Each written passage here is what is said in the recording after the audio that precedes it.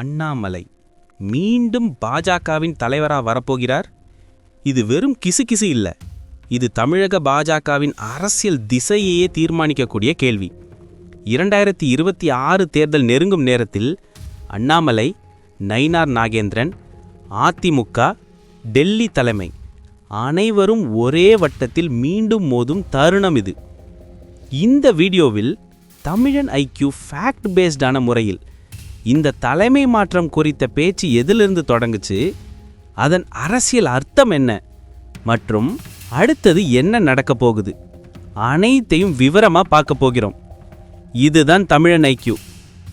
2021ஆம் ஆண்டு அண்ணாமலை பாஜக மாநில தலைவராக பொறுப்பேற்றார். அவரின் திடமான குரல், கடும் விமர்சனங்கள், மக்களிடம் நேரடி பேச்சு, இந்த எல்லாமே அந்த நேரத்தில் பாஜகவுக்கு ஒரு புதிய அடையாளத்தை கொடுத்தது. அண்ணாமலை பேச்சினால் தலைப்புகள் தானாக வந்தன.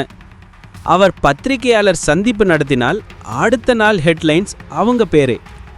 இளைஞர்கள் பாஜகவில் இணைந்தார்கள். ஒரு வெளிச்சம் மாதிரி இமேஜ் உருவானது.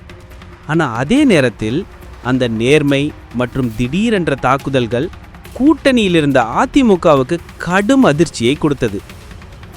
அண்ணாமலை அதிமுக மீது நேரடியான விமர்சனம் செய்தார். அண்ணா, எம்ஜிஆர், ஜெயலலிதா குறித்த அவரது சில பேச்சுகள் அந்த கூட்டணிக்கே உட்புகுந்த பிளவை உருவாக்கின. அதிமுக தலைவர் எடப்பாடி பழனிசாமி கடுமையாக பதிலடி கொடுத்தார். மத்திய தலைமைக்கும் இது டென்ஷன் உருவாக்கியது. அண்ணாமலை அப்போ ஒரு முக்கியமான கூற்று சொன்னார். அதிமுக போனாலும் பரவாயில்லை, பாஜக தனியாக போட்டியிட்டாலும் இரட்டை இலக்க வெற்றி பெறும். அந்த நம்பிக்கை டெல்லி வரை போனது.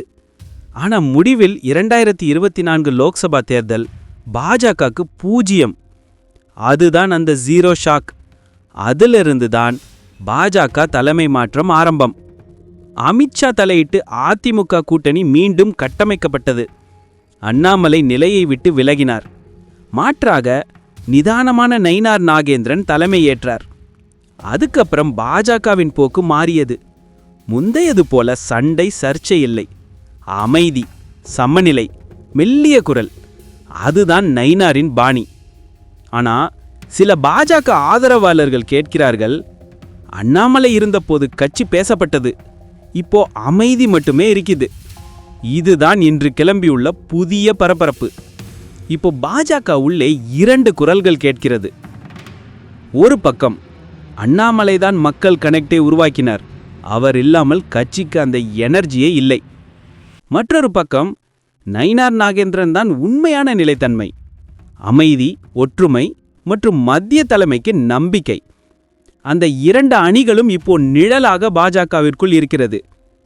சேலத்தில் அண்ணாமலை ரசிகர் மன்றம் உருவாக்கம், நெல்லையில் அண்ணாமலை நற்பணி மன்றம் தொடக்கம், இவையெல்லாம் அந்த பிளவை மீண்டும் வெளிக்கொண்டு வந்தன. நயினாரின் தரப்பு இதை பார்த்து சற்று கவலையோடு இருக்கிறது. அந்த குழப்பம் இன்னும் வெளிவராமல் உள்ளே கொதிக்கிறது. அண்ணாமலை அரசியலிலிருந்து விலகவில்லை. ஆனால் திடீரென்று ஸ்பிரிச்சுவல் டிராவல், சோஷியல் ஆக்டிவிட்டீஸ், அப்புறம் மீடியாவுக்கு விலகிய லோ ப்ரொஃபைல் அப்ரோச், இதெல்லாம் பொலிட்டிக்கல் கால்குலேஷன் மாதிரி தெரிகிறது.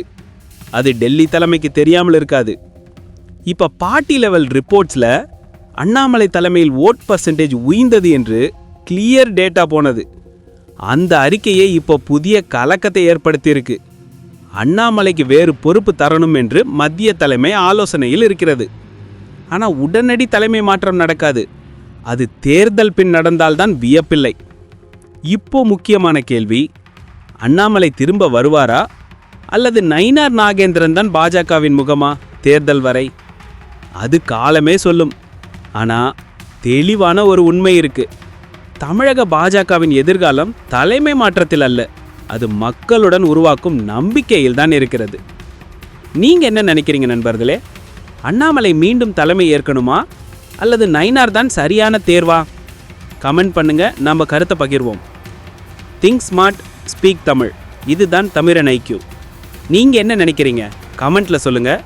ஒரு லைக் பண்ணுங்க, சப்ஸ்கிரைப் பண்ணுங்க.